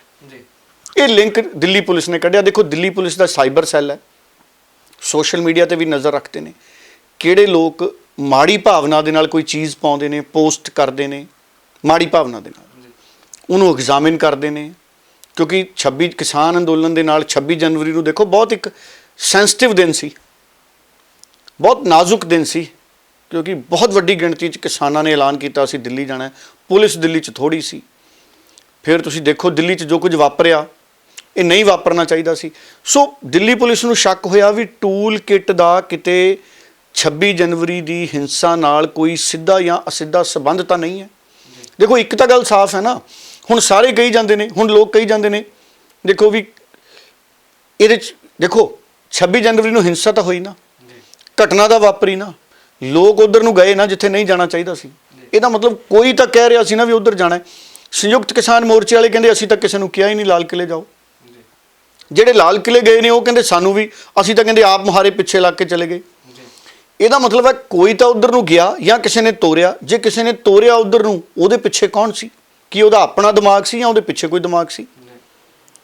ਜਦ ਸੰਯੁਕਤ ਕਿਸਾਨ ਮੋਰਚਾ ਕਹੀ ਜਾਂਦਾ ਸੀ ਵੀ ਆਪਾਂ ਸਿਰਫ ਜਿਹੜਾ ਪੁਲਿਸ ਨਾਲ ਰੂਟ ਦੀ ਸਹਿਮਤੀ ਬਣੀ ਹੈ ਉਧਰ ਜਾਣਾ, ਔਰ ਇੱਕ ਦੋ ਦਿਨ ਪਹਿਲਾਂ ਦਿੱਲੀ ਪੁਲਿਸ ਨੇ ਪ੍ਰੈਸ ਕਾਨਫਰੰਸ ਵੀ ਕੀਤੀ ਸੀ, ਉਹਨਾਂ ਨੇ ਕਿਹਾ ਵੀ ਸੀ ਕਿ ਪਾਕਿਸਤਾਨ 'ਚੋਂ ਵੀ 300 ਅਕਾਊਂਟ ਚੱਲੀ ਜਾਂਦੇ ਨੇ ਟਵਿੱਟਰ ਦੇ, ਵੀ ਕੋਈ ਨਾ ਕੋਈ ਲੋਕ ਮਾੜੀ ਸਾਜ਼ਿਸ਼ ਵਾਲੇ ਹੁੰਦੇ ਨੇ। ਬਹੁਤ ਸਾਰੇ ਲੋਕ ਦੁਨੀਆ 'ਚ ਵੀ ਕਈ ਲੋਕ ਬੈਠੇ ਹੋਣੇ ਆ ਜੀ। ਆ ਜਿਹੜੇ ਸਾਡੇ ਪੁਲਵਾਮਾ ਵਾਲੇ ਕੱਲ 2019 'ਚ 40 ਸ਼ਹੀਦ ਕੀਤੇ ਸੀ, ਉਹ ਵੀ ਤਾਂ ਸਰਹੱਦ ਪਾਰ ਤੋਂ ਪਲੈਨਿੰਗ ਬਣੀ ਸੀ ਨਾ। ਸੋ 26 ਜਨਵਰੀ ਨੂੰ ਇੰਨਾ ਕੁਝ ਵਾਪਰਨਾ ਸੀ, ਸਾਡਾ ਗਣਤੰਤਰ ਦਿਹਾੜਾ ਸੀ, ਇਹਦੇ ਲਈ ਵੀ ਪਲੈਨਿੰਗ ਬਾਹਰੋਂ ਕਿਤੋਂ ਹੋ ਸਕਦੀ ਹੈ। ਜਦੋਂ ਇੱਥੋਂ ਵਾਲੇ ਕਹੀ ਜਾਂਦੇ ਨੇ ਸਾਡਾ ਕੋਈ ਕਸੂਰ ਨਹੀਂ ਸੀ, ਫਿਰ ਇਹ ਆਪਣੇ ਆਪ ਘਟਨਾ ਕਿਵੇਂ ਵਾਪਰ ਗਈ ਹੈ ਜੀ। ਸੋ ਹੁਣ ਉਹ ਇਨਵੈਸਟੀਗੇਸ਼ਨ ਦਿੱਲੀ ਪੁਲਿਸ ਕਰ ਰਹੀ ਹੈ। ਹੁਣ ਇਹ ਜਿਹੜੀ ਕੁੜੀ ਹੈ 21 ਸਾਲ ਦੀ ਹੈ, ਇੱਕ ਕਲਾਈਮੇਟ ਐਕਟਿਵਿਸਟ ਸੀ, ਮਤਲਬ ਵਾਤਾਵਰਣ ਦੇ ਪ੍ਰਤੀ, ਜਲਵਾਯੂ ਦੇ ਪ੍ਰਤੀ ਜਾਗਰੂਕ ਕਰਦੀ ਸੀ ਕੁੜੀ। ਬੜੀ ਚੰਗੀ ਹੈ, ਇਹਨੇ ਗ੍ਰੈਜੂਏਸ਼ਨ ਕੀਤੀ ਹੈ ਬਿਜ਼ਨਸ ਐਡਮਿਨਿਸਟ੍ਰੇਸ਼ਨ, ਗ੍ਰੈਜੂਏਸ਼ਨ ਕੀਤੀ ਹੈ ਵਪਾਰ ਪ੍ਰਬੰਧ ਦੀ, ਪੰਜਾਬੀ 'ਚ ਕਹਾਂ ਤਾਂ ਬਿਜ਼ਨਸ ਐਡਮਿਨਿਸਟ੍ਰੇਸ਼ਨ। ਵਪਾਰ ਤੇ ਪ੍ਰਸ਼ਾਸਨਿਕ ਪ੍ਰਬੰਧ। ਔਰ ਇਹਨੂੰ ਤਾਂ ਗ੍ਰਿਫਤਾਰ ਕੀਤਾ ਹੈ, ਕਹਿੰਦੇ ਇਹਦਾ ਸੰਬੰਧ ਗ੍ਰੇਟਾ ਥਨਬਰਗ ਦੇ ਟੂਲ ਕਿਟ ਮਾਮਲੇ ਨਾਲ ਸੀ। ਸੋ ਸ਼ੇਅਰ ਸ਼ੁਰੂ ਕਰਤੀ ਹੋਣੀ ਹੈ। ਦਿੱਲੀ ਪੁਲਿਸ ਦਾ ਦਾਅਵਾ ਇਹ ਹੈ ਵੀ ਇਹਨੇ WhatsApp ਗਰੁੱਪ ਬਣਾਇਆ ਸੀ ਔਰ ਜਿਨ੍ਹਾਂ ਨੇ ਟੂਲ ਕਿਟ ਬਣਾਈ ਹੈ ਉਹ ਡਾਕੂਮੈਂਟ ਬਣਾਏ ਆ, ਉਹਨਾਂ ਨਾਲ ਕਿਤੇ ਨਾ ਕਿਤੇ ਸਿੱਧੇ ਰੂਪ 'ਚ ਕੰਮ ਕਰ ਰਹੀ ਸੀ। ਹੁਣ ਖਾਲਿਸਤਾਨੀ ਐਂਗਲ ਦੀ ਜਾਂਚ ਕੀਤੀ ਜਾ ਰਹੀ ਹੈ ਵੀ ਜਿਨ੍ਹਾਂ ਨਾਲ ਇਹ ਜੁੜ ਕੇ ਕੰਮ ਕਰ ਰਹੀ ਸੀ ਕਿ ਉਹਨਾਂ 'ਚ ਕੋਈ ਖਾਲਿਸਤਾਨੀ ਐਂਗਲ ਤਾਂ ਨਹੀਂ, ਇਸ ਕੁੜੀ ਦਾ ਰਾਬਤਾ ਕਿਸੇ ਖਾਲਿਸਤਾਨੀ ਸੰਗਠਨ ਗਰੁੱਪ ਸੋਚ ਨਾਲ ਤਾਂ ਨਹੀਂ, 26 ਜਨਵਰੀ ਦੀ ਹਿੰਸਾ ਨਾਲ ਕੋਈ ਜੁੜਾਅ ਤਾਂ ਨਹੀਂ ਸਿੱਧਾ। ਇਹ ਜਾਂਚ ਹੋ ਰਹੀ ਹੈ। ਅਗਰ ਨਿਰਦੋਸ਼ ਹੋਈ ਤੇ ਆਪੀ ਅਦਾਲਤ ਨੇ ਬਰੀ ਕਰ ਦੇਣੀ ਹੈ। ਪਰ ਰੌਲਾ ਰੱਪਾ ਬਹੁਤ ਪੈ ਗਿਆ ਦੇਖੋ, ਕਿਉਂਕਿ ਕੁੜੀ ਛੋਟੀ ਹੈ। ਇਸ ਤੋਂ ਪਹਿਲਾਂ ਵੀ ਇੱਕ 23 ਸਾਲ ਦੀ ਕੁੜੀ ਹੈ, ਨੌਦੀਪ ਕੌਰ, ਪੰਜਾਬ ਦੇ ਮੁਕਤਸਰ ਦੀ। ਸੋ ਉਹਦੀ ਗ੍ਰਿਫਤਾਰੀ ਸਿੰਘੂ ਬਾਰਡਰ ਤੋਂ ਹੋਈ, ਪਰ ਉਹਦੇ ਤੇ ਤਾਂ 307 ਦਾ ਮਾਮਲਾ ਵੀ ਹੈ। ਉਸ ਕੁੜੀ ਤੇ ਤਾਂ ਇਲਜ਼ਾਮ ਇਹ ਲੱਗੇ ਨੇ ਕਿ ਉਹ ਮਨੁੱਖੀ ਅਧਿਕਾਰਾਂ ਦੀ ਕਾਰਕੁਨ ਸੀ ਤੇ ਉਹ ਕਿਸਾਨ ਸੰਗਠਨਾਂ ਦੇ ਹੱਕ 'ਚ ਪ੍ਰੋਟੈਸਟ ਕਰ ਰਹੀ ਸੀ ਹਰਿਆਣੇ 'ਚ। ਉਦੋਂ ਉਹਨਾਂ ਨੂੰ ਗ੍ਰਿਫਤਾਰ ਕੀਤਾ ਕੁਝ ਲੋਕਾਂ ਦੇ ਨਾਲ, ਉਹਦੇ ਤੇ ਕੇਸ ਪਾਇਆ, ਉਹਦੇ ਤੇ ਜ਼ਮਾਨਤ ਨਹੀਂ ਹੋਈ ਇੱਕ ਕੇਸ 'ਚ। ਹਾਲਾਂਕਿ ਹੁਣ ਹਾਈ ਕੋਰਟ ਨੇ ਵੀ ਦਖਲ ਲਿਆ, ਪੰਜਾਬ ਤੇ ਹਰਿਆਣਾ ਹਾਈ ਕੋਰਟ ਦਾ ਦਖਲ ਆ ਗਿਆ। ਉਹਨਾਂ ਨੇ 24 ਫਰਵਰੀ ਦਾ ਨੋਟਿਸ ਜਾਰੀ ਕੀਤਾ ਹਰਿਆਣਾ ਦੀ ਸਰਕਾਰ ਨੂੰ ਵੀ ਪੂਰੇ ਮਾਮਲੇ ਦੀ ਰਿਪੋਰਟ ਦਿਓ।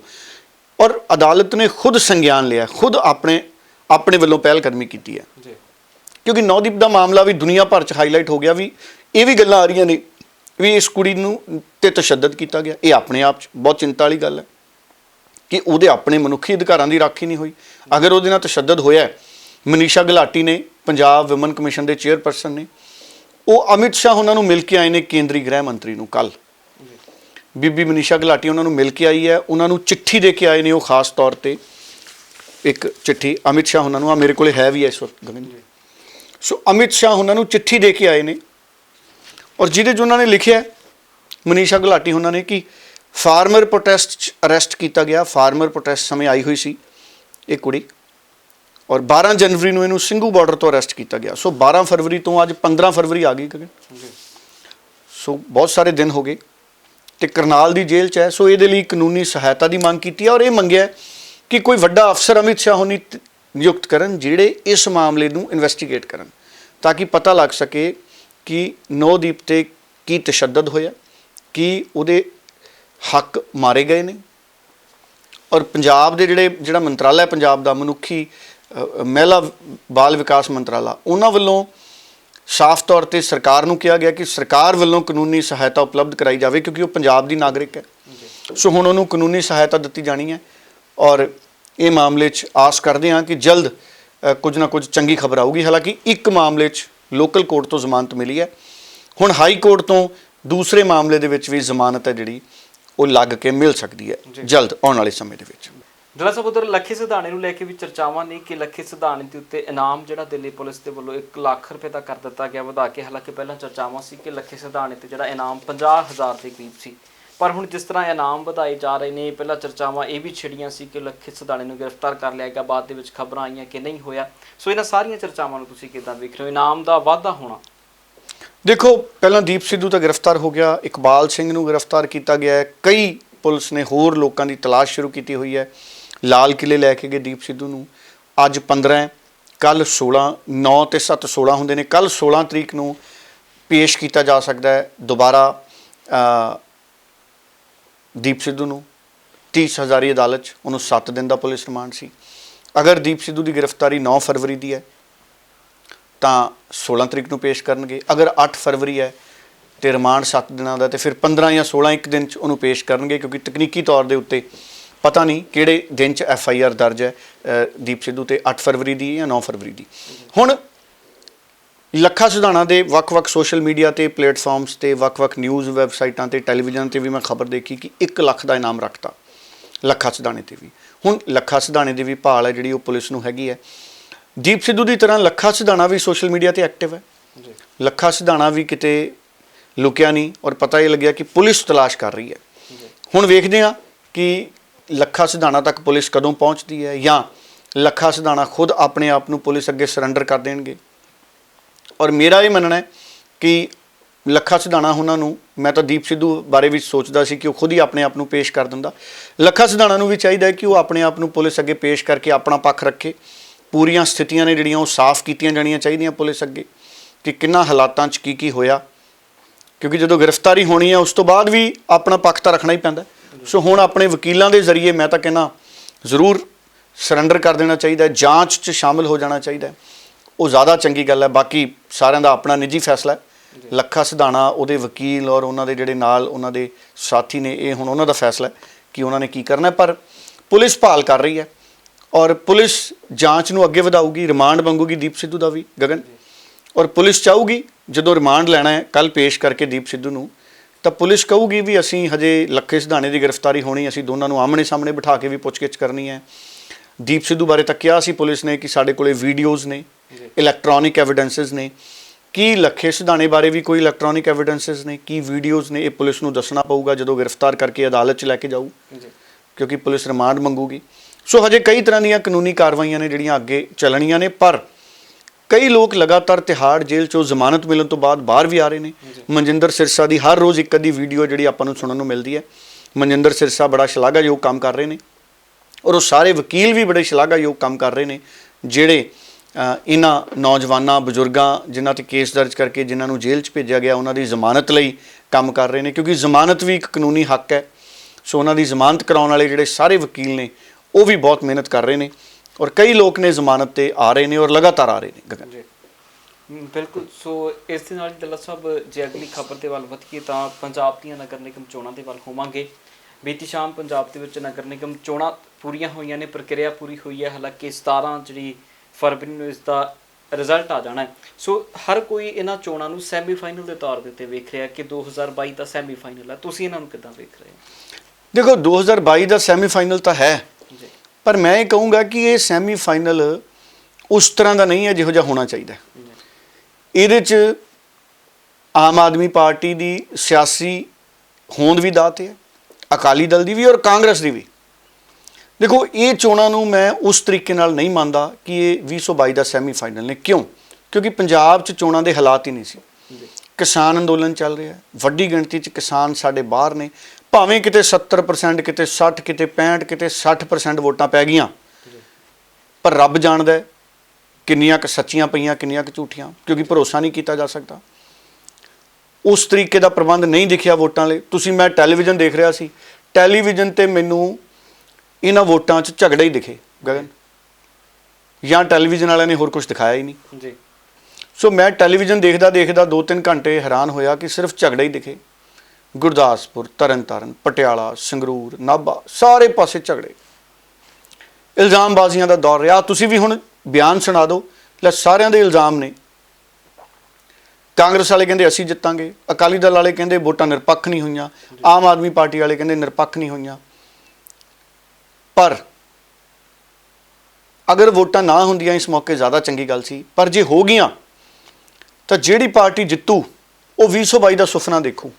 ਪਰ 2022 ਦਾ ਇਹਨਾਂ ਚੋਣਾਂ ਨਾਲ ਸੰਬੰਧ ਨਹੀਂ ਕੋਈ, ਕਿਉਂਕਿ 2022 ਵੇਲੇ ਹਾਲਾਤ ਵੱਖਰੇ ਹੋਣਗੇ। ਤਦ ਤੱਕ ਕਿਸਾਨ ਅੰਦੋਲਨ ਦਾ ਨਿਪਟਾਰਾ ਹੋ ਚੁੱਕਿਆ ਹੋਣਾ ਹੈ, ਤਦ ਤੱਕ ਸਿਆਸੀ ਤਸਵੀਰ ਸਾਫ਼ ਹੋ ਚੁੱਕੀ ਹੋਣੀ ਹੈ। ਹੁਣ ਤਾਂ ਸਮਾਂ ਅਜਿਹਾ ਹੈ ਹੀ ਨਹੀਂ ਸੀ, ਹਜੇ ਤਾਂ ਸਿਆਸੀ ਤਸਵੀਰ ਧੁੰਦਲੀ ਹੈ। ਔਰ ਵੈਸੇ ਵੀ ਇਹ ਚੋਣਾਂ ਉਹ ਹੁੰਦੀਆਂ ਨੇ ਜਿਹ 'ਚ ਹਾਕਮ ਪਾਰਟੀ ਹੈ ਨਾ, ਉਹ ਪੁਲਿਸ ਦੀ ਦੁਰਵਰਤੋਂ ਕਰ ਲੈਂਦੀ, ਅਫਸਰਾਂ ਦੀ ਦੁਰਵਰਤੋਂ ਕਰ ਲੈਂਦੀ ਹੈ। ਇਹ ਤਾਂ ਸਿੱਧੀ ਗੱਲ ਹੈ, ਕੋਈ ਜਾਂਚ ਕਰਾ ਲਓ CBI ਤੋਂ ਇਹਦੀ। ਇਹਨਾਂ ਚੋਣਾਂ ਦੀ ਵੀ ਜੇ CBI ਤੋਂ ਜਾਂਚ ਕਰਾ ਲਓ, CBI ਨੇ ਕਹਿਣਾ ਇਹ ਨਿਰਪੱਖ ਨਹੀਂ ਸੀ। ਜੇ ਅਕਾਲੀ ਦਲ ਵੇਲੇ ਦੀਆਂ ਕਰਾ ਲਓ, ਉਹ ਵੀ ਨਿਰਪੱਖ ਨਹੀਂ ਸੀ। ਅਕਾਲੀ ਦਲ ਵੇਲੇ ਮੈਂ ਦੇਖਦਾ ਸੀ ਕਾਂਗਰਸੀ ਵਿਚਾਰੇ ਔਖੇ ਹੋਏ ਫਿਰਦੇ ਸੀ, ਹੁਣ ਅਕਾਲੀ ਦਲ ਵਾਲੇ ਔਖੇ ਹੋਏ ਤੁਰੇ ਫਿਰਦੇ। ਅਕਾਲੀ ਦਲ ਵਾਲੇ ਕਹਿੰਦੇ ਸਾਡੇ ਨਾਲ ਧੱਕਾ ਬਹੁਤ ਕੀਤਾ। 5 ਸਾਲ ਪਹਿਲਾਂ ਕਾਂਗਰਸੀ ਕਹਿੰਦੇ ਸਾਡੇ ਨਾਲ ਬਹੁਤ ਧੱਕਾ ਕੀਤਾ। ਉਹ ਕਹਿੰਦੇ ਸਾਡੇ ਨਾਲ ਤਾਂ 2 ਵਾਰ ਹੋਇਆ, ਕਿਉਂਕਿ 10 ਸਾਲ ਰਹੀ ਆ ਅਕਾਲੀ ਦਲ ਦੀ ਸਰਕਾਰ। ਹੁਣ ਕਾਂਗਰਸ ਵਾਲੇ ਕਹਿੰਦੇ ਅਸੀਂ ਤਾਂ ਫਿਰ ਦੁਬਾਰਾ ਸਰਕਾਰ ਬਣਾਵਾਂਗੇ। ਇਹਦਾ ਮਤਲਬ ਹੈ ਕਾਂਗਰਸ ਵਾਲੇ ਵੀ ਅਦਲੇ ਦਾ ਬਦਲਾ ਕਰਨਗੇ ਜੀ। ਜੇ ਦੁਬਾਰਾ ਬਣ ਗਏ ਕਾਂਗਰਸ ਵਾਲੇ ਤਾਂ ਇਹਦਾ ਮਤਲਬ 5 ਸਾਲ ਬਾਅਦ ਫਿਰ ਐਂ ਜਿੱਤਣਗੇ ਜੀ। ਸੋ ਬਾਕੀ ਇਹ ਮੰਨਦੇ ਨਹੀਂ, ਸਰਕਾਰ ਕਦੀ ਮੰਨਦੀ ਨਹੀਂ ਹੁੰਦੀ ਕਿ ਅਸੀਂ ਘੁਟਾਲਾ ਕੀਤਾ, ਕਪੜਾ ਕੀਤਾ, ਤਸ਼ੱਦਦ ਕੀਤੀ, ਜ਼ਬਰਦਸਤੀ ਕੀਤਾ। ਸਰਕਾਰ ਨਹੀਂ ਮੰਨਦੀ। ਬਿਲਕੁਲ, ਸਰਕਾਰ ਤਾਂ ਦੇਖੋ ਕਾਨੂੰਨ ਰੱਦ ਕਰਨ ਨੂੰ ਵੀ ਨਹੀਂ ਮੰਨਦੀ। ਸਰਕਾਰਾਂ ਕਿੱਥੇ ਮੰਨਦੀਆਂ, ਤਾਂ ਮਨਾਉਣੀਆਂ ਪੈਂਦੀਆਂ। ਬਿਲਕੁਲ। ਸੋ ਸਿਆਸਤ ਦੇ ਵੱਖੋ ਵੱਖਰੇ ਰੰਗ ਨੇ ਜੋ ਪੰਜਾਬ ਦੀਆਂ ਨਗਰ ਨਿਗਮ ਚੋਣਾਂ ਦਾ ਪਰ ਇਹ ਹਾਲਾਤ ਰੰਗ ਸਿਆਣਾ ਰੰਗ ਨਹੀਂ, ਇਹ ਚੰਗਾ ਰੰਗ ਨਹੀਂ ਹੈਗਾ, ਬਿਲਕੁਲ ਇਹ ਮਿੱਠਾ ਰੰਗ ਨਹੀਂ ਹੈਗਾ ਜੀ। ਸੋ ਉਮੀਦ ਕਰਾਂਗੇ ਕਿ ਸਿਆਸਤ ਬਦਲੇ ਆਉਣ ਵਾਲੇ ਦਿਨਾਂ ਦੇ ਵਿੱਚ ਜਿਸ ਤਰ੍ਹਾਂ ਦੀ ਲਹਿਰ ਚੱਲ ਰਹੀ ਹੈ, ਜਿਸ ਤਰ੍ਹਾਂ ਕਿਸਾਨੀ ਅੰਦੋਲਨ ਦੇ ਵਿੱਚੋਂ ਲਗਾਤਾਰ ਕਿਹਾ ਜਾ ਰਿਹਾ ਹੈ ਕੋਈ ਸਿਆਸੀ ਧਿਰ ਆ ਸਕਦੀ ਹੈ, ਜੇ ਕੋਈ ਸਿਆਸੀ ਧਿਰ ਅਜਿਹੇ ਅੰਦੋਲਨਾਂ ਦੇ ਵਿੱਚੋਂ ਨਿਕਲਦੀ ਹੈ ਤਾਂ ਉਮੀਦ ਕਰਾਂਗੇ ਕਿ ਪੁਰਾਣੀ ਸਿਆਸਤ ਤੋਂ ਵੱਖਰੀ ਸਿਆਸਤ ਵੀ ਸਾਡੇ ਮੁਲਕ ਦੇ ਵਿੱਚ ਹੋਵੇ ਤਾਂ ਜੋ ਸਹੀ ਰਾਹ ਦੇ ਉੱਤੇ ਸਿਆਸਤ ਸਾਡੇ ਮੁਲਕ ਨੂੰ ਲਿਜਾ ਸਕੇ। ਤੇ ਡੱਲਾ ਸਾਹਿਬ ਉਧਰ ਪੱਛਮੀ ਬੰਗਾਲ ਦੀ ਸਿਆਸਤ ਦੀ ਗੱਲ ਕਰੀਏ ਤਾਂ ਪੱਛਮੀ ਬੰਗਾਲ 'ਚ ਕਾਂਗਰਸ ਤੇ ਕਾਮਰੇਡਾਂ ਦੇ ਵਿੱਚ ਕਹਿੰਦੇ ਗੱਠਜੋੜ ਹੋ ਚੁੱਕਿਆ ਹੈ ਤੇ ਉਹਨੂੰ ਕਿੱਦਾਂ ਵੇਖ ਰਹੇ ਹੋ ਕਿ ਹੁਣ ਭਾਜਪਾ ਨੂੰ ਟੱਕਰ ਦੇਣ ਦੇ ਲਈ ਤਿਆਰੀ ਦੇ ਵਿੱਚ ਨੇ ਦੋਵੇਂ ਪਾਰਟੀਆਂ? ਮੈਂ ਜ਼ਰੂਰ ਤੁਹਾਡੀ ਗੱਲ ਦਾ ਜਵਾਬ ਦਿੰਦਾ, ਜੀ। ਪਰ ਪਹਿਲਾਂ ਆ ਜਿਹੜੇ ਪੰਜਾਬ ਵਾਲੇ ਬਿਆਨ ਸੀ ਇੱਕ ਵਾਰੀ ਸੁਣਾ ਲਓ ਜੀ। ਬਈ ਆਮ ਆਦਮੀ ਪਾਰਟੀ, ਬੀਜੇਪੀ ਤੇ ਅਕਾਲੀ ਦਲ ਨੇ ਇਹਨਾਂ ਨੇ ਗੜਬੜ ਫਲਾਣ 'ਚ ਕੋਈ ਕਸਰ ਨਹੀਂ ਛੱਡੀ ਤੇ ਕਾਂਗਰਸ ਪਾਰਟੀ ਦੀ ਸਰਕਾਰ ਨੂੰ ਬਦਨਾਮ ਕਰਨ ਦੀ ਕੋਸ਼ਿਸ਼ ਕੀਤੀ ਹੈ। ਇਲੈਕਸ਼ਨ ਕਮਿਸ਼ਨ ਤੇ ਪ੍ਰਸ਼ਾਸਨ ਨੂੰ ਬਦਨਾਮ ਕਰਨ ਦੀ ਕੋਸ਼ਿਸ਼ ਕੀਤੀ ਹੈ। ਮੈਂ ਪ੍ਰਸ਼ਾਸਨ ਨੂੰ ਵਧਾਈ ਦਿੰਦਾ, ਇਲੈਕਸ਼ਨ ਕਮਿਸ਼ਨ ਨੂੰ ਵਧਾਈ ਦਿੰਦਾ, ਲੇਕਿਨ ਪੰਜਾਬ ਦੇ ਲੋਕਾਂ ਨੂੰ ਇੱਕ ਗੱਲ ਪੁੱਛਣਾ ਚਾਹੁੰਦਾ, ਅੱਜ 700 ਤੋਂ ਵੱਧ ਬੂਥਾਂ ਤੇ ਇਲੈਕਸ਼ਨ ਹੋ ਰਹੀ ਹੈ, 10-15 ਬੂਥਾਂ ਤੇ ਸ਼ਿਕਾਇਤਾਂ ਹੈ ਔਰ 700 ਤੋਂ ਜ਼ਿਆਦਾ ਬੂਥਾਂ ਦੇ ਉੱਪਰ ਅਮਨ ਅਮਾਨ ਦੇ ਨਾਲ ਇਲੈਕਸ਼ਨਾਂ ਹੋਈਆਂ, ਪੀਸਫੁਲ ਇਲੈਕਸ਼ਨਾਂ ਹੋਈਆਂ। ਇਹ ਜਿਹੜੀਆਂ 10-15 ਜਗ੍ਹਾ ਦੇ ਉੱਪਰ ਇਹਨਾਂ ਨੇ ਗੜਬੜੀ ਫੈਲਾਉਣ ਦੀ ਕੋਸ਼ਿਸ਼ ਕੀਤੀ ਹੈ ਤੇ ਕਿਸੇ ਜਗ੍ਹਾ ਦੇ ਉੱਪਰ ਜੇ ਮਸ਼ੀਨ ਖਰਾਬ ਹੋਈ ਹੈ ਤੇ ਉਹਦਾ ਇਲਜ਼ਾਮ ਸਾਡੀ ਸਰਕਾਰ ਤੇ ਲਾਉਣ ਦੀ ਕੋਸ਼ਿਸ਼ ਕੀਤੀ। ਬਈ ਮਸ਼ੀਨਾਂ ਇਹ ਸਰਕਾਰ ਨੇ ਭੇਜੀਆਂ, ਇਹ ਮਸ਼ੀਨਾਂ ਇਲੈਕਸ਼ਨ ਕਮਿਸ਼ਨ ਨੇ ਭੇਜੀਆਂ। ਜੇ 700-800 ਮਸ਼ੀਨਾਂ ਦੇ ਵਿੱਚੋਂ ਕੋਈ 1-2 ਮਸ਼ੀਨ ਖਰਾਬ ਹੋ ਗਈ, ਭਾਈ ਦੁਬਾਰਾ ਫੇਰ ਠੀਕ ਹੋ ਗਈ, ਉੱਥੇ ਪੋਲਿੰਗ ਫੇਰ ਹੋ ਗਈ। ਤੇ ਮੈਂ ਸਮਝਦਾ ਕਿ ਪੰਜਾਬ ਦੇ ਵਿੱਚ ਅਮਨ ਦੇ ਨਾਲ ਇਲੈਕਸ਼ਨ ਹੋਈ ਹੈ, ਇਹ ਗੜਬੜੀ ਫੈਲਾਉਣ ਦੀ ਜਿਹੜੀ ਕੋਸ਼ਿਸ਼ ਹੈ ਇਹ ਅਕਾਲੀ ਦਲ, ਬੀਜੇਪੀ ਤੇ ਆਮ ਆਦਮੀ ਪਾਰਟੀ ਦਾ ਮੈਚ ਫਿਕਸਿੰਗ ਹੈ। ਇਹ ਮਿਲੀ ਭੁਗਤ ਦੇ ਨਾਲ ਸਰਕਾਰ ਨੂੰ ਬਦਨਾਮ ਕਰਨ ਦੀ ਕੋਸ਼ਿਸ਼ ਕੀਤੀ ਹੈ। ਇਹ ਤਿੰਨੇ ਹੀ ਜ਼ਮਾਨਤ ਜ਼ਬਤ ਪਾਰਟੀਆਂ। ਸਭ ਤੋਂ ਪਹਿਲਾਂ ਤਾਂ ਮੈਨੂੰ ਇਸ ਗੱਲ ਦਾ ਦੁੱਖ ਹੈ ਕਿ ਇਹ ਇਲੈਕਸ਼ਨ ਫ੍ਰੀ ਐਂਡ ਫੇਅਰ ਜੋ ਇਲੈਕਸ਼ਨ ਕਮਿਸ਼ਨ ਦੀ ਵੱਡੀ ਡਿਊਟੀ ਸੀ ਉਸ 'ਚ ਕਰਾਉਣ 'ਚ ਬਿਲਕੁਲ ਫੇਲ ਹੋਈ ਹੈ। ਬੁਕਲਾਹਟ ਹੈ ਕਾਂਗਰਸ ਦੀ। ਇਹ ਇਲੈਕਸ਼ਨ ਨੂੰ ਪਹਿਲਾਂ ਡਿਲੇ ਕਰਨਾ, ਕਾਰਪੋਰੇਸ਼ਨ, ਮਿਊਨਿਸਪਲ ਕਮੇਟੀ, ਨਗਰ ਪਾਲਿਕਾ ਦੀ ਇਲੈਕਸ਼ਨਾਂ ਨੂੰ ਮਜਬੂਰੀ ਬਸ ਕਰਾਉਣੀ ਪਈ ਆ ਔਰ ਜੇ ਕਰਾ ਵੀ ਰਹੇ ਆ 40% ਕਾਗਜ਼ ਉਡਾਤੇ ਆ ਔਰ ਜਿਹੜੇ 60% ਰਹਿ ਗਏ ਉਹਦੇ 'ਚ ਵੀ ਧੱਕੇਸ਼ਾਹੀ ਨਾਲ, ਕਿਉਂਕਿ 4 ਸਾਲ ਕੰਮ ਹੀ ਕੋਈ ਕਾਂਗਰਸ ਨੇ ਨਹੀਂ ਕੀਤਾ।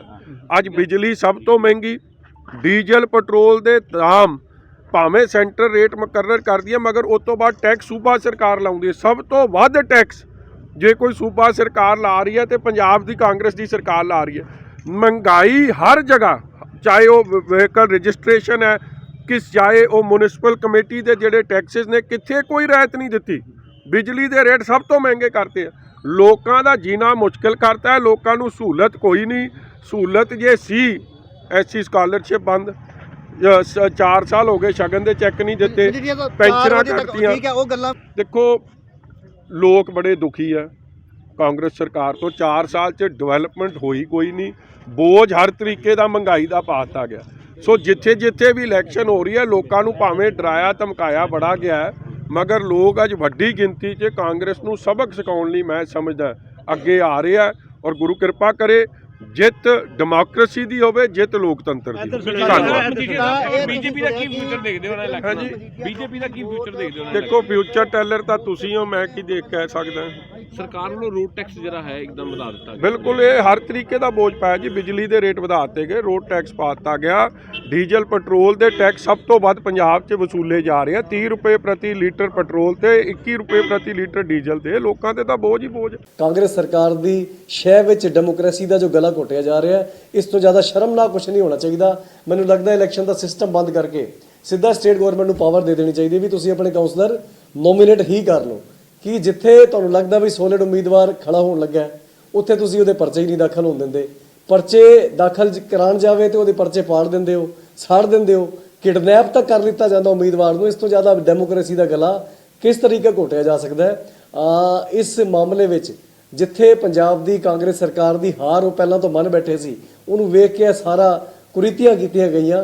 ਇਹ ਸਭ ਤੇ ਕਾਂਗਰਸ ਨੂੰ ਲੋਕਾਂ ਤੋਂ ਮਾਫੀ ਮੰਗਣੀ ਚਾਹੀਦੀ ਹੈ ਜਾਂ ਫਿਰ ਦੇਸ਼ ਵਿੱਚ ਖੁੱਲ੍ਹਾ ਐਲਾਨ ਕਰ ਦੇਣਾ ਚਾਹੀਦਾ ਸੈਂਟਰ 'ਚ ਬੀਜੇਪੀ ਵੱਲੋਂ ਤੇ ਪੰਜਾਬ 'ਚ ਕਾਂਗਰਸ ਵੱਲੋਂ ਕਿ ਡੈਮੋਕ੍ਰੇਸੀ ਖਤਮ ਹੋ ਚੁੱਕੀ ਹੈ। ਹਾਂ ਬਿਲਕੁਲ, ਕੰਪਲੇਂਟ ਹੁਣ ਪਹਿਲੀ ਵਾਰ ਨਹੀਂ ਕਰਾਵਾਂਗੇ, ਇਸ ਤੋਂ ਪਹਿਲਾਂ ਵੀ ਬਹੁਤ ਵਾਰੀ ਕਰਾ ਚੁੱਕੇ ਹਾਂ, ਪਰ ਡੈਮੋਕ੍ਰੇਸੀ ਸਿਰਫ ਇਸ ਦੇਸ਼ ਵਿੱਚ ਇੱਕ ਗਲਤਫਹਿਮੀ ਬਣ ਕੇ ਰਹਿ ਗਈ ਹੈ, ਜਿਹਦੇ 'ਚੋਂ ਜਨਤਾ ਦਾ ਇਮਤਿਹਾਨ ਲੈਣਾ ਇਹਨਾਂ ਪਾਰਟੀਆਂ ਨੂੰ ਬੰਦ ਕਰਨਾ ਚਾਹੀਦਾ। ਜੇ ਜਨਤਾ ਆਪਣੀ ਆਈ ਤੇ ਆ ਗਈ ਤੇ ਇਹ ਕਿਤੇ ਦਿਨ ਲੈਣਗੇ। ਕੈਪਟਨ ਸਾਹਿਬ ਨੂੰ ਤੁਰੰਤ ਨੈਤਿਕ ਜ਼ਿੰਮੇਵਾਰੀ ਲੈਂਦੇ ਹੋਏ, ਤੁਰੰਤ ਜਿਹੜਾ ਮੋਰਲ ਜ਼ਿੰਮੇਵਾਰੀ ਲੈਂਦੇ ਹੋਏ ਤੁਰੰਤ ਜਿਹੜਾ ਰਿਜ਼ਾਈਨ ਦੇਣਾ ਚਾਹੀਦਾ, ਅਸਤੀਫਾ ਦੇਣਾ ਚਾਹੀਦਾ, ਕਿਉਂਕਿ ਆਪਣੀ ਡਿਊਟੀ ਨਿਭਾਉਣ 'ਚ ਅਸਫਲ ਰਹੇ ਨੇਗੇ। ਔਰ ਦੂਜੇ ਪਾਸੇ ਪੰਜਾਬ ਦਾ ਇਲੈਕਸ਼ਨ ਕਮਿਸ਼ਨ ਮੂਕ ਦਰਸ਼ਕ ਬਣਿਆ ਬੈਠਾ ਰਿਹਾ। ਇਲੈਕਸ਼ਨ ਕਮਿਸ਼ਨ ਨੇ ਕੋਈ ਕਾਰਵਾਈ ਨਹੀਂ ਕੀਤੀ। ਲਗਾਤਾਰ ਅਸੀਂ 2 ਵਾਰ ਮੰਗ ਕਰਕੇ ਆਏ ਸੀ, ਆਮ ਆਦਮੀ ਪਾਰਟੀ 2 ਵਾਰ ਮੰਗ ਕੀਤੀ ਸੀ ਕਿ ਪੰਜਾਬ ਵਿੱਚ ਪੈਰਾਮਿਲਟਰੀ ਫੋਰਸਿਸ ਲਾਈਆਂ ਜਾਣ ਤਾਂ ਜਾ ਕੇ ਜਿਹੜੀਆਂ ਇਲੈਕਸ਼ਨ ਨੇ ਉਹ ਸਾਫ਼ ਸੁਥਰੀਆਂ ਹੋ ਸਕਦੀਆਂ ਨੇ। ਪਰ ਲੇਕਿਨ ਪੰਜਾਬ ਦਾ ਇਲੈਕਸ਼ਨ ਕਮਿਸ਼ਨ ਵੀ ਉਸੇ ਤਰ੍ਹਾਂ ਕੰਮ ਕਰਦਾ ਰਿਹਾ, ਜਿਵੇਂ ਉਹ ਕਾਂਗਰਸ ਪਾਰਟੀ ਦਾ ਏਜੰਟ ਹੋਵੇ, ਜਿਵੇਂ ਉਹ ਕੈਪਟਨ ਸਾਹਿਬ ਦਾ ਪੀਏ ਹੋਵੇ, ਜਿਵੇਂ ਉਹ ਕਾਂਗਰਸ ਪਾਰਟੀ ਦਾ ਲੀਡਰ ਹੋਵੇ। ਸੋ ਅੱਜ ਸਾਰੀਆਂ ਹੱਦਾਂ ਬੰਨੇ ਪਾਰ ਕਰਕੇ ਸੋ ਕੈਪਟਨ ਸਾਹਿਬ ਨੂੰ ਤੁਰੰਤ ਜਿਹੜਾ ਹੈਗਾ ਆਪਣੀ ਪਦਵੀ ਤੋਂ ਅਸਤੀਫਾ ਦੇਣਾ ਚਾਹੀਦਾ ਹੈਗਾ। ਨਹੀਂ 2022 ਦੇ ਵਿੱਚ ਜਦੋਂ ਸਰਕਾਰ ਬਣੂਗੀ ਤਾਂ ਆਮ ਆਦਮੀ ਪਾਰਟੀ ਉਹਨਾਂ ਅਧਿਕਾਰੀਆਂ ਦੇ ਖਿਲਾਫ ਜਿਨ੍ਹਾਂ ਨੇ ਅੱਜ ਕਾਂਗਰਸੀਆਂ ਦਾ ਸਾਥ ਦਿੱਤਾ ਗਾ, ਜਿਨ੍ਹਾਂ ਨੇ ਆਪਣੀ ਅੱਜ ਜਿਹੜੀ ਡਿਊਟੀ ਨਿਭਾਉਣ ਦੀ ਬਜਾਏ ਅੱਜ ਆਪਣੀ ਜਿਹੜੀ ਹੈ ਸੰਵਿਧਾਨਕ ਡਿਊਟੀ ਨਿਭਾਉਣ ਦੀ ਬਜਾਏ ਅੱਜ ਮੈਂ ਸਮਝਦਾ ਗੁੰਡਿਆਂ ਦਾ ਸਾਥ ਦਿੱਤਾ ਗਾ। ਜਦੋਂ 2022 ਦੇ ਵਿੱਚ ਆਮ ਆਦਮੀ ਪਾਰਟੀ ਸਰਕਾਰ ਬਣੂਗੀ ਤਾਂ ਸਾਰਿਆਂ ਨੂੰ ਸਬਕ ਸਿਖਾਇਆ ਜਾਊਗਾ, ਸਾਰਿਆਂ ਦੇ ਖਿਲਾਫ ਕਾਨੂੰਨੀ ਜਿਹੜੀ ਆ ਕਾਰਵਾਈ ਆਮ ਆਦਮੀ ਪਾਰਟੀ ਕਰੂਗੀ। ਆ ਦੇਖੋ ਪੰਜਾਬ ਵਾਲੇ ਬਿਆਨ ਸੁਣੇ, ਸਾਰੇ ਹੀ ਇਲਜ਼ਾਮ। ਸੋ ਪੂਰਾ ਸਿਆਸੀ ਕੜਮਾਸ ਪੰਜਾਬ 'ਚ ਬਣਿਆ ਪਿਆ। ਔਰ ਜਿਹੜਾ ਤੁਸੀਂ ਪੱਛਮੀ ਬੰਗਾਲ ਦੀ ਗੱਲ ਕੀਤੀ ਸੀ, ਦੇਖੋ ਉੱਥੇ ਬੀਜੇਪੀ ਔਰ ਤ੍ਰਿਣਮੂਲ ਕਾਂਗਰਸ ਦੇ ਵਿੱਚ ਮੁਕਾਬਲਾ ਕਈ ਟੈਲੀਵਿਜ਼ਨ ਚੈਨਲ ਦਿਖਾ ਰਹੇ ਨੇ। ਉਹ ਕਾਂਗਰਸ ਔਰ ਲੈਫਟ ਪਾਰਟੀਆਂ ਨੂੰ ਤਾਂ ਉਹਨਾਂ ਨੇ ਵਿੱਚੋਂ ਅਹਿਮੀਅਤ ਨਹੀਂ ਦਿੱਤੀ ਨਹੀਂ, ਜਦ ਕਿ ਲੈਫਟ ਔਰ ਕਾਂਗਰਸ 'ਚ ਸਮਝੌਤਾ ਹੋ ਗਿਆ। ਮੈਨੂੰ ਇਹ ਲੱਗਦਾ ਕਿ ਪੱਛਮੀ ਬੰਗਾਲ 'ਚ ਹੁਣ ਸਥਿਤੀਆਂ 3 ਧਿਰੀ ਬਣ ਗਈਆਂ। ਇੱਕ ਪਾਸੇ ਕਾਂਗਰਸ ਔਰ ਲੈਫਟ, ਇੱਕ ਪਾਸੇ ਤ੍ਰਿਣਮੂਲ ਕਾਂਗਰਸ ਔਰ ਇੱਕ ਪਾਸੇ ਬੀਜੇਪੀ। ਔਰ ਇਹ ਤਿੰਨਾਂ 'ਚ ਮੁਕਾਬਲਾ ਹੋਣਾ ਹੈ। ਔਰ ਉੱਥੇ ਵੀ ਗਹਿ ਗੱਚ ਸਿਆਸੀ ਲੜਾਈ ਹੋਣੀ ਹੈ ਜੀ, ਗਹਿ ਗੱਚ ਸਿਆਸੀ ਲੜਾਈ। ਔਰ ਧਾਰਮਿਕ ਮੁੱਦੇ ਪੂਰੇ ਉੱਭਰ ਰਹੇ ਨੇ ਉੱਥੇ ਚੋਣਾਂ 'ਚ। ਹਾਲਾਂਕਿ ਸਾਡੀਆਂ ਚੋਣਾਂ 'ਚ ਧਾਰਮਿਕ ਮੁੱਦਿਆਂ ਤੋਂ ਮਨਾਹੀ ਹੈ, ਪਰ ਧਾਰਮਿਕ ਮੁੱਦੇ ਖੂਬ ਉੱਭਰ ਰਹੇ ਨੇ। ਇਹ ਨਹੀਂ ਉੱਭਰਨੇ ਚਾਹੀਦੇ। ਧਰਮ ਸਾਰਿਆਂ ਦਾ ਆਪਣਾ ਆਪਣਾ, ਧਰਮ ਦਾ ਮਕਸਦ ਸਭ ਦਾ ਇੱਕੋ ਹੀ ਹੈ, ਰੱਬ ਇੱਕੋ ਹੀ ਹੈ, ਨਾ ਵੱਖਰੇ ਵੱਖਰੇ। ਸੋ ਇਸ ਕਰਕੇ ਵਿਕਾਸ ਤੇ ਡਿਵੈਲਪਮੈਂਟ ਤੇ ਉਹਨਾਂ ਵਿਸ਼ਿਆਂ ਦੇ ਉੱਤੇ ਚੋਣਾਂ ਲੜਨੀਆਂ ਚਾਹੀਦੀਆਂ ਨੇ, ਧਰਮ ਤੇ ਚੋਣ ਨਹੀਂ ਲੜਨੀ ਚਾਹੀਦੀ। ਬਾਕੀ ਦੇਖਦੇ ਹਾਂ ਕੀ ਬਣਦਾ ਜੀ। ਹੁਣ ਸਾਰੇ ਵੱਧ ਸਿਆਣੇ ਨੇ ਆਪਣੇ ਨਾਲੋਂ, ਆਪਾਂ ਤਾਂ ਉਹੀ ਗੱਲਾਂ ਬੋਲਣੀਆਂ ਜੋ ਉਹਨਾਂ ਨੂੰ ਆਪਾਂ ਕਰਦੇ ਦੇਖਦੇ ਹਾਂ ਜੀ। ਬਿਲਕੁਲ। ਸੋ ਹੁਣ ਸਿਆਸਤ ਪੱਛਮੀ ਬੰਗਾਲ ਦੇ ਵਿੱਚੋਂ ਵੀ ਕਾਫੀ ਤੇਜ਼ ਹੈ, ਕਿਉਂਕਿ ਜਦੋਂ ਪੰਜਾਬ ਦੇ ਵਿੱਚ ਚੋਣਾਂ ਨੇ ਉਸ ਤੋਂ ਪਹਿਲਾਂ ਪੱਛਮੀ ਬੰਗਾਲ ਦੇ ਵਿੱਚ ਵੀ ਚੋਣਾਂ ਨੇ। ਸੋ ਪੱਛਮੀ ਬੰਗਾਲ ਕਿਤੇ ਨਾ ਕਿਤੇ ਪੰਜਾਬ ਦੇ ਉੱਤੇ ਪ੍ਰਭਾਵ ਛੱਡ ਕੇ ਜਾ ਸਕਦਾ, ਕਿਉਂਕਿ ਜੇਕਰ ਪੱਛਮੀ ਬੰਗਾਲ ਦੇ ਵਿੱਚ ਸਰਕਾਰ ਕਿਸੇ ਵੱਖਰੀ ਧਿਰ ਦੀ ਬਣਦੀ ਹੈ ਤਾਂ ਉਹ ਪੰਜਾਬ ਦੇ ਵੱਲ ਵੀ ਰੁਖ ਜ਼ਰੂਰ ਕਰਨਗੇ। ਸੋ ਪੰਜਾਬ ਦੀ 2022 ਦੇ ਉੱਤੇ ਸਭ ਦੀਆਂ ਨਿਗਾਹਾਂ ਨੇ, ਵੇਖਦੇ ਹਾਂ ਕਿ ਆਖਰਕਾਰ ਕੀ ਹੁੰਦਾ। ਫਿਲਹਾਲ ਦੇ ਪ੍ਰੋਗਰਾਮ ਦੇ ਵਿੱਚ ਇੱਕ ਖਾਸ ਅਪਡੇਟ ਸੀ ਜਿਨ੍ਹਾਂ ਦੇ ਉੱਤੇ ਗੱਲਬਾਤ ਕਰਨੀ ਸੀ। ਅਗਲੇ ਪ੍ਰੋਗਰਾਮਾਂ ਦੇ ਵਿੱਚ ਫਿਰ ਵੱਡੇ ਅਪਡੇਟ ਲੈ ਕੇ ਹਾਜ਼ਰ ਹੋਵਾਂਗੇ। ਫਿਲਹਾਲ ਦੇ ਲਈ ਬਹੁਤ ਬਹੁਤ ਧੰਨਵਾਦ। ਬਹੁਤ ਧੰਨਵਾਦ।